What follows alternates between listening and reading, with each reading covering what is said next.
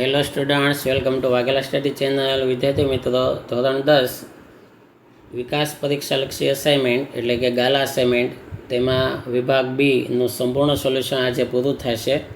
એક જ પાઠ આપણે બાકી હતો. તો આ ચેનલમાં સૌપ્રથમ આવ્યા હોય તો ચેનલને લાઈક કરો, શેર કરો અને સબસ્ક્રાઈબ કરો. પાઠ 13 અને આ સાથે વિભાગ બીનું સંપૂર્ણ સોલ્યુશન વાઘેલા સ્ટડી ચેનલમાં પૂરું થશે. તો પ્રકરણ 13ના આટલા સવાલો છે. જો આ બધા સવાલો છે અને તેના બધાના સોલ્યુશન અત્યારે આપવામાં આવશે. તો આ તમે પાકા કરો, તમારી બુકમાં ઉતારી લો, જેથી કરીને તમે સ્કૂલમાં સારું કરી શકો, એક્ઝામમાં સારા જવાબ આપી શકો. પહેલો સવાલ છે, સવાલ આ થોડોક લંબાવીને આપ્યો છે. તમારે ખાલી એટલું જ લખવાનું છે કે વર્ગીકરણ કરો એમ હતું કે કયા કયા પદાર્થો જૈવ વિઘટનીય છે અને કયા જૈવ અવિઘટનીય છે. માત્ર તમારે નામ આપી દેવાના કે શાકભાજી, ફળ અને કાગળ એ વિઘટનીય છે અને અવિઘટનીય પદાર્થમાં કાચ અને પ્લાસ્ટિક બે નામ છે. આમાં 4 આપ્યા પણ અસાઇનમેન્ટમાં 2 નામ છે. તો કાચ અને પ્લાસ્ટિક અવિઘટનીય છે. આટલું લખજો. આ વ્યાખ્યાન બધું તમને વિસ્તારથી સમજાવવા માટે આપ્યું છે. બીજો સવાલ છે, માછલી ઘર બનાવ્યા પછી તેને કેટલા સમય સુધી જેવું છે તેવું જ મૂકી શકાય? તો જવાબ, માછલી ઘર બનાવ્યા પછી તેને 2-3 દિવસ જેવું છે તેવું મૂકી શકાય.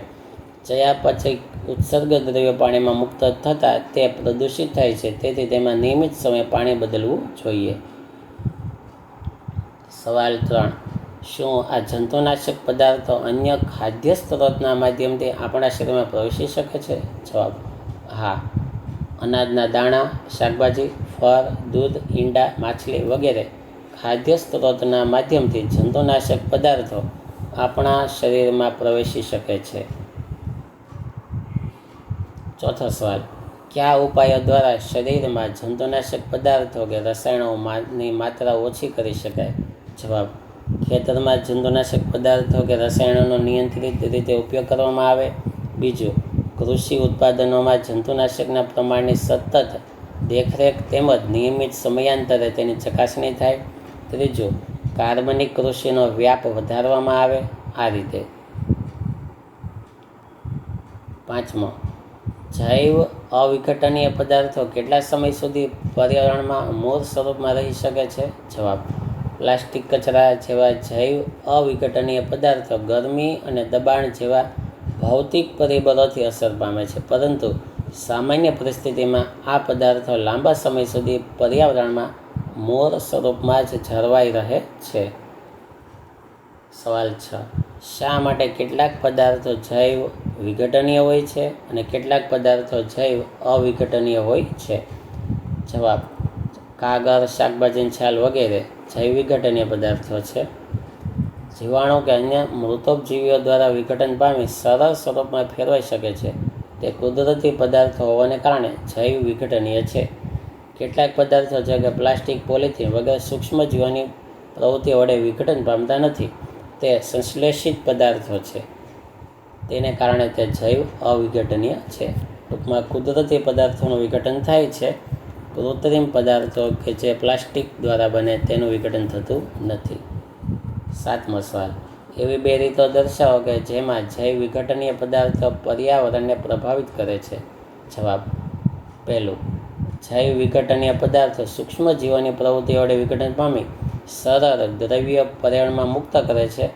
આ સરળ દ્રવ્ય અન્ય સજીવોના જીવનને ટકાવવા માટે ઉપયોગમાં આવે છે. વિઘટન દરમિયાન મુક્ત થતા કેટલાક વાયુઓ વાતાવરણને પ્રદૂષિત કરે છે. સવાલ 8, નકામી ઇલેક્ટ્રોનિક વસ્તુઓનો નિકાલ કરતી વખતે તેમાં કયા હાનિકારક પદાર્થો હોય છે? આ પદાર્થો પર્યાવરણને કઈ રીતે અસર પહોંચાડે છે?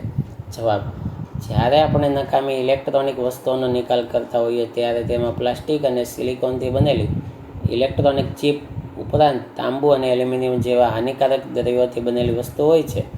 આ દ્રવ્યો જૈવ અવિઘટનીય હોય છે અને પર્યાવરણમાં લાંબો સમય ફેરફાર પામ્યા વગર જળવાઈ રહે છે. સવાલ 9, જૈવિક વિશાલન એટલે શું? શું નિવસન તંત્રના વિવિધ સ્તરો પર જૈવિક વિશાલનની અસર પણ ભિન્ન ભિન્ન હોય છે? જવાબ: આહાર શૃંખલાના વિવિધ પોષક સ્તરે રહેલા સજીવોમાં ચોક્કસ જૈવિક અવિઘટનીય પદાર્થની સાંદ્રતામાં થતા ક્રમશઃ વધારાને જૈવિક વિશાલન કહે છે. નિવસન તંત્રના વિવિધ પોષક સ્તરે જૈવિક વિશાલનની માત્રા જુદી જુદી હોવાથી તેની અસર પણ ભિન્ન ભિન્ન હોય છે. તૃતીય અને ચતુર્થ પોષક સ્તરે રસાયણની માત્રા મહત્તમ, જ્યારે નીચલા પોષક સ્તરે રસાયણની માત્રા ખૂબ જ ઓછી હોય છે. આથી જૈવિક વિશાલનની સૌથી વધુ હાનિકારક અસર ઉપલા પોષક સ્તરના સજીવો પર થાય છે. સવાલ 10. ઉત્પાદક સજીવો અને ઉપભોગીઓનો તફાવત આપો. તો આમાંથી કોઈ પણ 2 પોઈન્ટ લખો તો પણ ચાલશે. આ 4 તફાવતના મુદ્દા આપેલા છે. 11મો સવાલ. ઓઝોન સ્તરના વિઘટનમાં મુખ્ય જવાબદાર સંયોજન CFC ગણાય છે.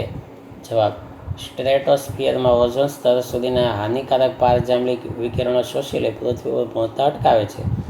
CFC એટલે કે ક્લોરોફ્લોરોકાર્બન વાતાવરણમાં ક્લોરીનનો ઉમેરો કરે છે. ક્લોરીન પરમાણુની ઓઝોન સાથેની પ્રક્રિયાથી ઓક્સિજનના એક પછી એક પરમાણુ દૂર થાય છે. આ વિખંડન ક્રિયામાં ક્લોરીનનો એક પરમાણુ ઓઝોનના ઘણા અણુઓનું ક્રમશઃ વિખંડન કરે છે. ઓઝોનના કુલ ઘટાડાના મોટાભાગનો ઘટાડો CFC વડે થાય છે. આથી ઓઝોન સ્તરના વિઘટનમાં મુખ્ય જવાબદાર સંયોજન CFC ગણાય છે. 12મો સવાલ.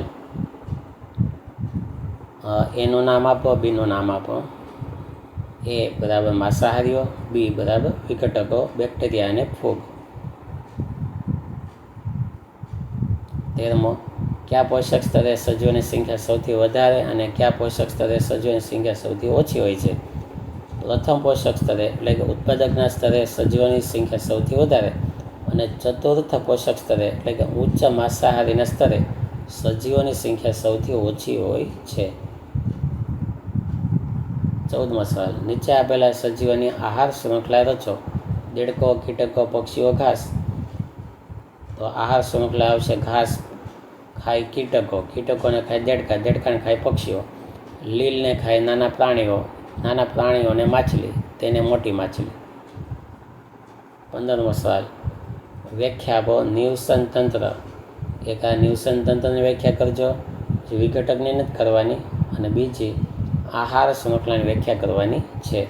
તો આ રીતે આખો સેક્શન બી, વિભાગ બી વિજ્ઞાનનો પૂરો થાય છે. હવે આપણે આ વિભાગ સી શરૂ કરશું. Thank you very much.